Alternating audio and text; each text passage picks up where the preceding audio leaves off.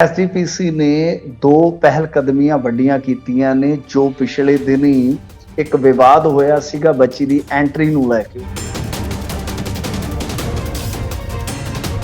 ਸੋ SGPC ਦੇ ਵੱਲੋਂ ਨਵੀਂ ਪਹਿਲ ਕਦਮੀ ਕੀਤੀ ਗਈ ਹੈ ਜੀ। ਕੀ ਹੈ ਨਵੀਂ ਪਹਿਲ ਕਦਮੀ? ਜੀ ਦੇਖੋ, ਐਸਜੀਪੀਸੀ ਨੇ ਦੋ ਪਹਿਲ ਕਦਮੀਆਂ ਵੱਡੀਆਂ ਕੀਤੀਆਂ ਨੇ ਜੋ ਪਿਛਲੇ ਦਿਨੀ ਇੱਕ ਵਿਵਾਦ ਹੋਇਆ ਸੀਗਾ ਬੱਚੀ ਦੀ ਐਂਟਰੀ ਨੂੰ ਲੈ ਕੇ। ਉਸ ਤੋਂ ਬਾਅਦ ਇਹਨਾਂ ਨੇ ਦੋ ਜਿਹੜੀਆਂ ਕਹਿ ਲਓ ਕਿ ਆਪਣੇ ਆਪ ਦੇ ਵਿੱਚ ਤਬਦੀਲੀਆਂ ਸ਼ੁਰੂ ਕੀਤੀਆਂ ਨੇ। ਇੱਕ ਤੇ ਇਹ ਆ ਕਿ ਜੋ ਪ੍ਰਕਰਮਾਂ ਦੇ ਵਿੱਚ ਸੇਵਾਦਾਰ ਹੁੰਦੇ ਨੇ ਉਹਨਾਂ ਦੇ ਵਿੱਚ 100 ਦੀ ਗਿਣਤੀ ਹੈ। 100 ਦੀ ਗਿਣਤੀ ਚੋਂ ਕੁਝ ਗ੍ਰੈਜੂਏਟ ਨੇ, ਕੁਝ ਪੋਸਟ ਗ੍ਰੈਜੂਏਟ ਨੇ, ਉਹਨਾਂ ਨੂੰ ਅੱਗੇ ਲਾ ਕੇ ਇੱਕ ਵਿਸ਼ੇਸ਼ ਟ੍ਰੇਨਿੰਗ ਦਾ ਉਦਮ ਕੀਤਾ। ਦੂਸਰੀ ਚੀਜ਼ ਜਿਹੜੀ ਇਹ ਕਰਨ ਜਾ ਰਹੇ ਨੇ ਉਹ ਇਹ ਆ ਕਿ ਦਰਬਾਰ ਸਾਹਿਬ ਦੇ ਵਿੱਚ ਵੱਡੀ ਸਕਰੀਨ ਤੇ ਬੋਰਡ ਲਾਏ ਜਾਣਗੇ ਤਾਂ ਕਿ ਜੋ ਮਰਿਆਦਾ ਹੈ ਉਸ ਧਾਰਮਿਕ ਜਾਂ ਰੂਹਾਨੀਅਤ ਦੇ ਕੇਂਦਰ ਦੀ, ਤਾਂ ਉਹਦੇ ਵਿੱਚ ਲੋਕ ਜਿਹੜੇ ਬਾਹਰੋਂ ਆਉਂਦੇ ਨੇ ਤਾਂ ਉਹਨਾਂ ਨੂੰ ਪਤਾ ਲੱਗ ਸਕੇ ਕਿ ਕਿਹੜੀ ਚੀਜ਼ ਵਰਜਿਤ ਹੈ, ਮਤਲਬ ਕਿ ਕਿਹੜੀ ਚੀਜ਼ ਅਸੀਂ ਅੰਦਰ ਨਹੀਂ ਲਿਜਾ ਸਕਦੇ, ਪਹਿਰਾਵਾ ਸਾਡਾ ਕਿੱਦਾਂ ਦਾ ਹੋਣਾ ਚਾਹੀਦਾ, ਸਿਰ ਢਕਿਆ ਹੋਣਾ ਚਾਹੀਦਾ। ਇਹ ਸਾਰੀਆਂ ਯਾਨੀ तमाम ਚੀਜ਼ਾਂ ਜਿਹੜੀਆਂ ਨੇ ਉਹ ਵੱਡੀ ਸਕਰੀਨ ਤੇ ਨਜ਼ਰ ਆਉਣਗੀਆਂ। ਤਾਂ ਮੈਂ ਸਮਝਦਾ ਕਿ ਜਿਹੜੇ ਦੋਨੇ ਉਦਮ ਇਹਨਾਂ ਨੇ ਕੀਤੇ ਨੇ ਅੱਛੇ ਨੇ, ਨੇਕ ਨੇ। ਇਸ ਤਰ੍ਹਾਂ ਦੇ ਉਪਰਾਲੇ ਕਰਨੇ ਚਾਹੀਦੇ ਤਾਂ ਕਿ ਆਉਣ ਵਾਲੇ ਸਮੇਂ 'ਚ ਇਸ ਤਰ੍ਹਾਂ ਦੇ ਵਿਵਾਦਾਂ ਤੋਂ ਬਚਿਆ ਜਾ ਸਕੇ। ਜੀ, ਸੋ ਚੰਗੀ ਪਹਿਲ ਕਦਮੀ ਆਖੀ ਜਾ ਸਕਦੀ ਹੈ, ਪਰ ਸਿੱਟੇ ਕੀ ਨਿਕਲਦੇ ਇਹ ਤਾਂ ਸਮਾਂ ਬਿਆਨ ਕਰੂਗਾ। ਅੱਗੇ ਵੱਲ ਵਧਦੇ ਹਾਂ। ਸ਼ਿਮਲਾ ਮਿਰਚ 1 ਰੁਪਏ ਤੇ ਕਿਸਾਨ ਬੇਬਸ ਨੇ। ਬੜਾ ਸੜਕਾਂ ਤੇ ਸ਼ਿਮਲਾ ਮਿਰਚਾਂ ਸਿੱਟੀਆਂ ਜਾ ਰਹੀਆਂ ਨੇ, ਕੀ ਮਾਮਲਾ?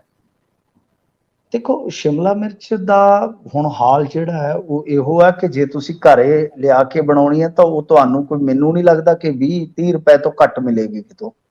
ਪਰ ਜੀ ਜੀ ਜਿਹੜਾ ਕਿਸਾਨ ਆ, ਕਿਸਾਨ ਦੇ ਕੋਲੋਂ ਉਹ 1 ਰੁਪਏ ਚ ਲਈ ਜਾ ਰਹੀ ਆ। ਇਹ ਸਾਡੇ ਭਾਰਤ ਦੇ ਵਿੱਚ ਆਮ ਵਰਤਾਰਾ ਹੈ। ਪਿਛਲੇ ਦਿਨੀ ਜਦੋਂ ਗੰਢਿਆਂ ਦੀ ਫਸਲ ਆਈ ਸੀਗੀ, ਜਦੋਂ ਗੰਢੇ ਆਏ ਸਨ, ਤਾਂ ਉਸ ਵੇਲੇ ਵੀ ਅਸੀਂ ਦੇਖਿਆ ਕਿ ਕਈ ਕਿਸਾਨ ਇਸ ਤਰ੍ਹਾਂ ਦੇ ਸਨ ਜਿਹੜੇ ਮਹਾਰਾਸ਼ਟਰ ਦੇ ਵਿੱਚ ਉੱਥੇ ਜਾ ਕੇ ਮੰਡੀ ਦੇ ਵਿੱਚ ਜਦੋਂ ਪਿਆਜ਼ ਆਪਣਾ ਵੇਚਦੇ ਤਾਂ ਉਲਟਾ ਉਹਨਾਂ ਨੂੰ ਪੈਸੇ ਪੈ ਗਏ, ਜੀ ਜੋ ਖਰਚੇ ਪੈ ਗਏ, ਕਿਉਂਕਿ ਇੰਨਾ ਸਸਤਾ ਰੇਟ ਮਿਲ ਰਿਹਾ ਸੀਗਾ। ਜਦ ਕਿ ਗੰਢਾ ਜਿਹੜਾ ਹੈ ਉਹ ਆਪਾਂ ਨੂੰ ਪਤਾ ਹੈ ਕਿ ਸਟੋਰ ਹੋ ਕੇ ਥੋੜਾ ਜਿਹਾ ਲੇਟ ਹੋ ਕੇ ਉਹੀ ਗੰਢਾ ਲੋਕਾਂ ਦੇ ਘਰੇ 30, 40, 50 ਤੱਕ ਪਹੁੰਚਣਾ ਵਾ। ਜੀ ਤਾਂ ਉਹਦੇ ਵਿੱਚ ਮਤਲਬ ਕਿ ਹੁਣ ਤੁਸੀਂ ਇੱਕ ਪਾਸੇ ਦੇਖੋ, ਫਿਲੀਪਾਈਨਸ ਵਿੱਚ 700 ਰੁਪਏ ਗੰਢਾ ਸੀਗਾ ਉਹਨਾਂ ਦੀ ਕਰੰਸੀ ਦੇ ਹਿਸਾਬ ਨਾਲ, ਜੀ ਹੋਰ ਦੇਸ਼ਾਂ ਦੇ ਵਿੱਚ। ਜਦ ਕਿ ਇੰਡੀਆ ਦੇ ਵਿੱਚ ਉਹਦੀ ਬੇਕਦਰੀ ਹੋ ਰਹੀ ਸੀ ਉਸ ਟਾਈਮ, ਕਿਉਂਕਿ ਸਾਡੇ ਕੋਲ ਸਹੀ ਢਾਂਚਾ ਨਹੀਂ ਹੈ। ਸਾਡੇ ਕੋਲ ਜਿਹੜਾ ਕਹਿ ਲਓ ਕਿ ਢਾਂਚਾ ਹੋਣਾ ਚਾਹੀਦਾ ਖੇਤੀ ਲਈ, ਉਹ ਢਾਂਚਾ ਅਸੀਂ ਵਿਕਸਿਤ ਨਹੀਂ ਕਰ ਸਕੇ। ਪੰਜਾਬ ਦੀ ਵੀ ਪ੍ਰੋਬਲਮ ਆ। ਤਾਂ ਹੁਣ ਗੱਲ ਇਹ ਆ ਕਿ ਇਹ ਤਾਂ ਬੜੇ ਦਮਗਜ਼ੇ ਮਾਰ ਕੇ ਆਏ ਸਨ ਕਿ ਅਸੀਂ ਸਾਰੀਆਂ ਫਸਲਾਂ ਤੇ MSP ਦੇਵਾਂਗੇ, ਇਹ ਕਰਾਂਗੇ, ਉਹ ਕਰਾਂਗੇ। ਪਰ ਜਦੋਂ ਬੰਦਾ ਸੱਤਾ ਤੋਂ ਬਾਹਰ ਹੁੰਦਾ ਉਦੋਂ ਇੱਕ ਵੱਖਰੇ ਦ੍ਰਿਸ਼ਟੀਕੋਣ ਨਾਲ ਸੋਚਦਾ ਹੈ। ਜਦੋਂ ਸੱਤਾ ਤੇ ਕਾਬਜ਼ ਹੋ ਜਾਂਦਾ ਹੈ ਫਿਰ ਉਹਨੂੰ ਅਸਲੀਅਤਾਂ ਦੇ ਰੂਬਰੂ ਵੀ ਹੋਣਾ ਪੈਂਦਾ ਹੈ ਕਿ ਇਹ ਚੀਜ਼ਾਂ ਕਿੰਨੀਆਂ ਔਖੀਆਂ ਨੇ, ਇਹ ਚੀਜ਼ਾਂ ਜੀ ਕਰਨੀਆਂ ਸੌਖੀਆਂ ਨਹੀਂ। ਕਹਿਣੀਆਂ ਤਾਂ ਕਹਿਣ ਨੂੰ ਤਾਂ ਕੀ ਹੈ, ਕਹਿਣ ਨੂੰ ਤਾਂ ਕੋਈ ਕੁਝ ਵੀ ਕਹਿ ਸਕਦਾ ਹੈ। ਤਾਂ ਖੈਰ ਇਹ ਸਾਰੀ ਕਹਾਣੀ ਹੈ ਜਿਹੜੀ ਉਹ ਬਿਆਨ ਕਰਦੀ ਹੈ ਕਿ ਦਰਅਸਲ ਹੁਣ ਵੇਲਾ ਆ ਗਿਆ ਕਿ ਜਦੋਂ ਜੋ ਵੀ ਸਾਡੇ ਇੱਥੇ ਅੱਛਾ ਇਹ ਬਣਾ ਰਹੇ ਨੇ ਖੇਤੀ ਨੀਤੀ ਜਿਹੜੀ ਕਿ ਜੂਨ ਚ ਆਉਣੀ ਹੈ। ਵੈਸੇ ਤਾਂ 31 ਮਾਰਚ ਪਹਿਲਾਂ ਕਹਿੰਦੇ ਸਨ, ਹੁਣ ਜੂਨ ਤੱਕ ਲੈ ਗਿਆ। ਖੇਤੀ ਨੀਤੀ ਤੁਹਾਡੀ ਕਿਵੇਂ ਸਫਲ ਹੋਏਗੀ?